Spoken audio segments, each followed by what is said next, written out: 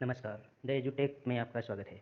आज एजुटेक आपके सामने लाया है मृदा मंडल। मृदा मंडल जिसके अंतर्गत आज हम इसमें सीखेंगे मृदा परिच्छेदिका तथा मृदा के संस्तर। तो आइए देखते हैं वे टू ज्योग्राफी। मृदा परिच्छेदिका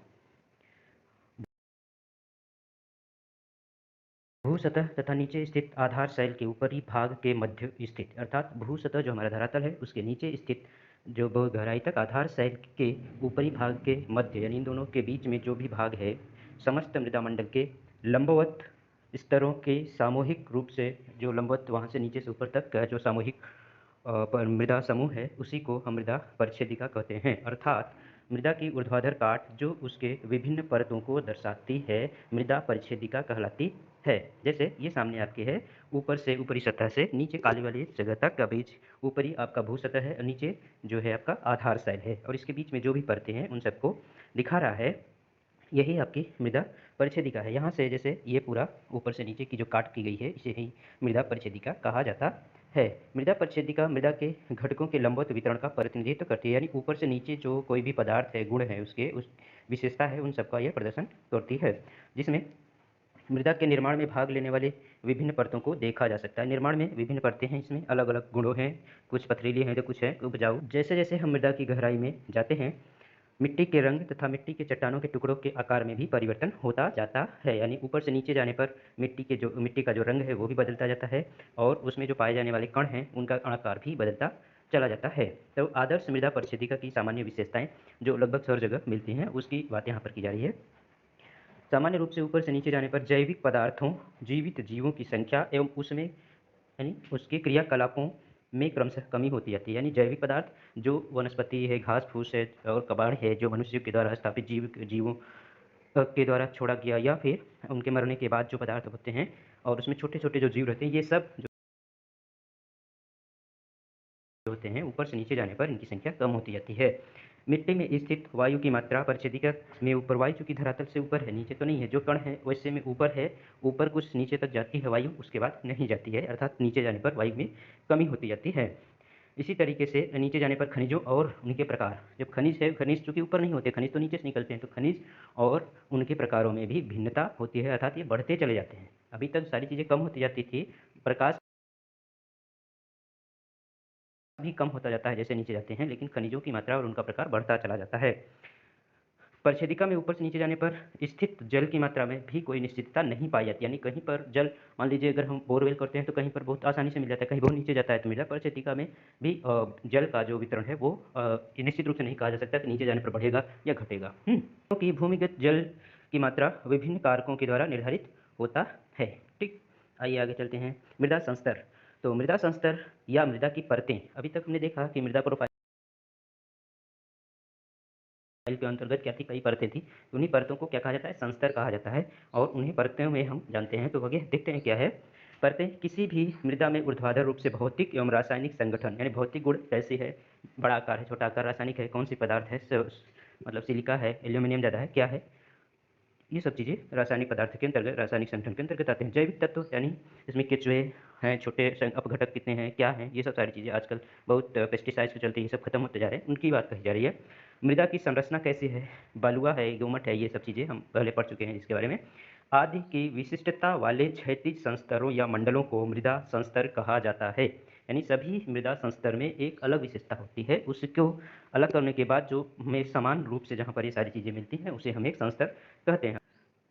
जैसे ये है, देखिए ऊपर वाले में पूरा इतना एक ही प्रकार के गुण मिलेंगे, थोड़ा बहुत डिफरेंस आएगा लेकिन मौलिक रूप से बड़े पैमाने पर एक ही तरीके का। यहाँ पर भी वैसे ही हर जगह उनके अलग अलग गुण होते हैं, अलग अलग विशेषता होती है, उसी को हम मृदा संस्तर कहते हैं। अर्थात मिट्टी की सतह के समानांतर परत जिसकी भौतिक, रासायनिक और जैविक विशेषताएं ऊपर से नीचे की परतों से भिन्न होती है, यानी नीचे वाली अगर हम मान लीजिए जैसे इसकी बात करें इस परत की, तो ये ऊपर जो है और नीचे जो है इन दोनों से अलग होगी, और ये वाला भी ऊपर की परत से और नीचे की परत से दोनों में इसका गुण अलग होगा, तो यही बात यहाँ पर कहा जा रहा है। तो मृदा की विभिन्न परतों को संस्तर या हॉरिजॉन्स कहा जाता है। मिट्टी की एक परत जो लगभग भूमि के सतह के समानांतर होती है, जिसके गुण जीवित जीवों और रसने वाले पानी की संयुक्त प्रक्रियाओं से विकसित होता है। यानी जो परत होती है ऊपरी वाली, जो तुरंत सतह से नीचे, उसमें रसने वाला पानी भी होता है, पानी बरसता है, सोखती है ज़मीन, तो वही है रसने वाला पानी।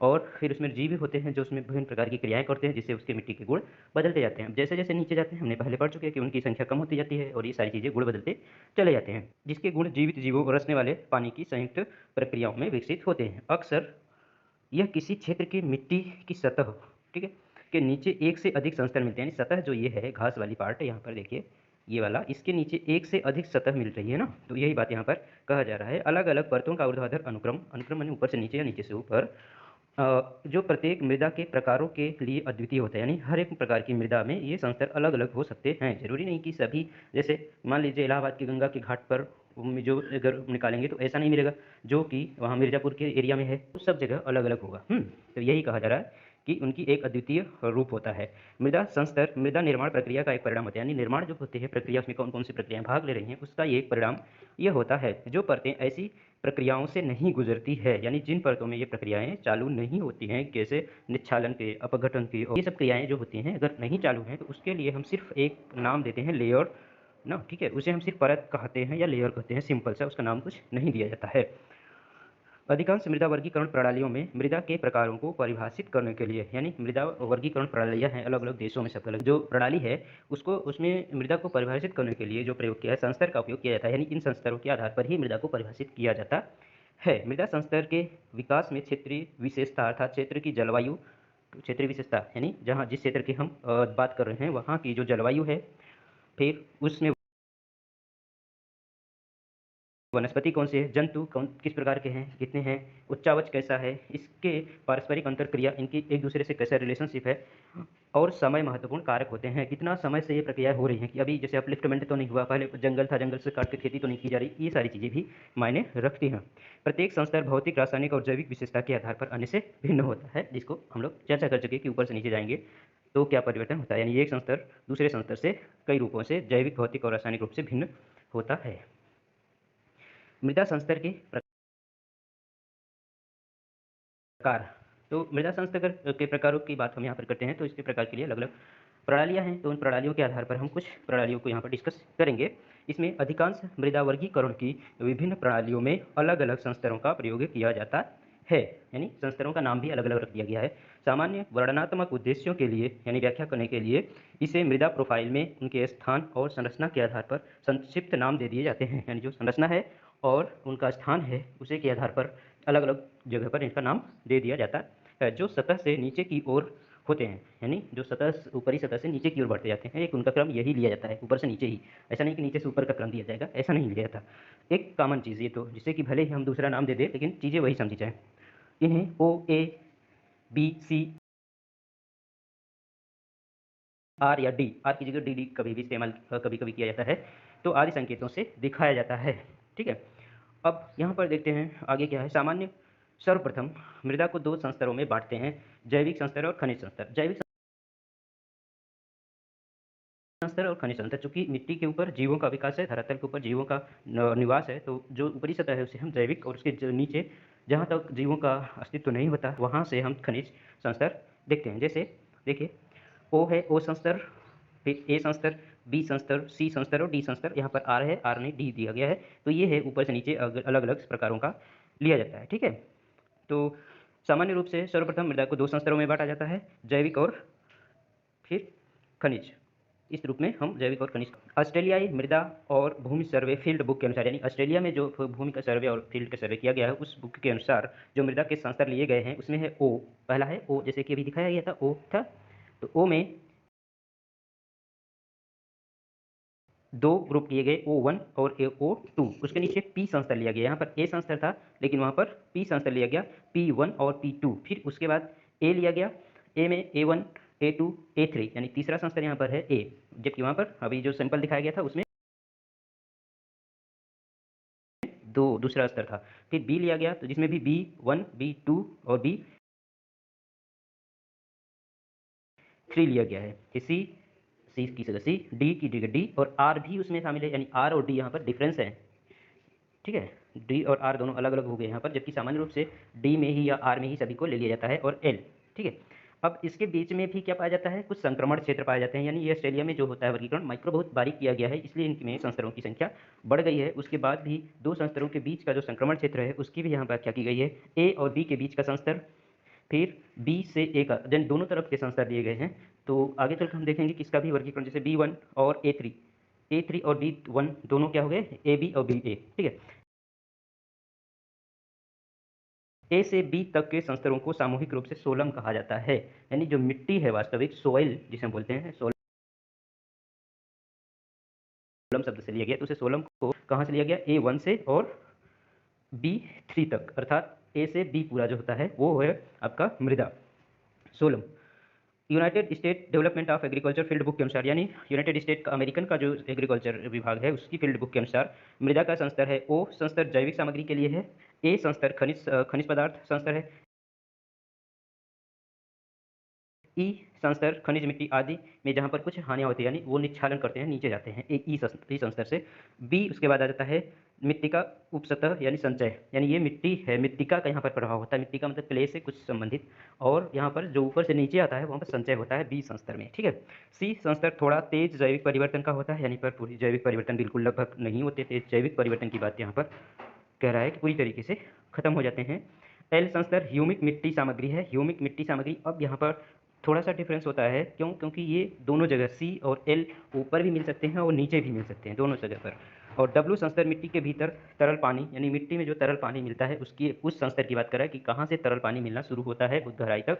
एम संस्तर जहाँ मानव निर्मित यानी खुदाई करके आदमी डंप करता है फिर बिल्डिंग बनाता है, उसकी बात ये कर रहा है कि वहाँ तक की बात हम लेते हैं मृदा में किस तरीके से परिवर्तन होता है। जैसे कहीं कहीं डंप करने के बाद बहुत सी चीज़ें की गई है, खेती की गई है, तो उस समय जो डंप करने से पहले थी वो उस समय हो रही होगी, तो वही चीज़ फिर से मिलेगी हमें सी या एल में एल के रूप में, ठीक है। ये यहाँ पर बात कही जा रही है। ऊपरी मृदा परतें यानी निर्मित ऊपरी मृदा परतें, यानी ऊपर वाला जो डंप करने के बाद जो हो गया वो तो ऊपर वाला ही मिला, यहाँ पर मिलेगा ना आम के रूप में। फिर आर को यहाँ पर डी जैसे हम समझेंगे वही है आर डी, आधार दृढ़ता से मजबूत करने के लिए संक्रमणकालीन परतें, इसके साथ में ही संक्रमणकालीन परतों की भी वर्णन यहाँ पर किया जाता है। तो इस तरीके से ये सारा दो वर्गीकरण है अमेरिका के अनुसार हुआ है। तो फूड एग्रीकल्चर, जो फूड एंड एग्रीकल्चर ऑर्गेनाइजेशन और वर्ल्ड रिकॉर्ड बुक के अनुसार सबसे ऊपरी है एच, यानी ओ से ऊपर ह्यूमन एक्टिविटी या फिर जल से हाइड्रिक परत की बात करता है, जहाँ पर जल सिक्त हो जाती है, जल परतें फैल जाती हैं। उसके बाद फिर ओ है, फिर ए है, फिर ई है, फिर B C R I L W और संक्रमणकालीन, इसके बीच में जो संक्रमण की संस्तर है उनकी भी बात ये करता है। सबसे सरल मृदा परिच्छेदिका में 3 संस्तर ऊपरी मृदा, अवर मृदा और सी होते हैं, यानी इसी को ही प्राथमिक हम वर्गीकरण में लेते हैं।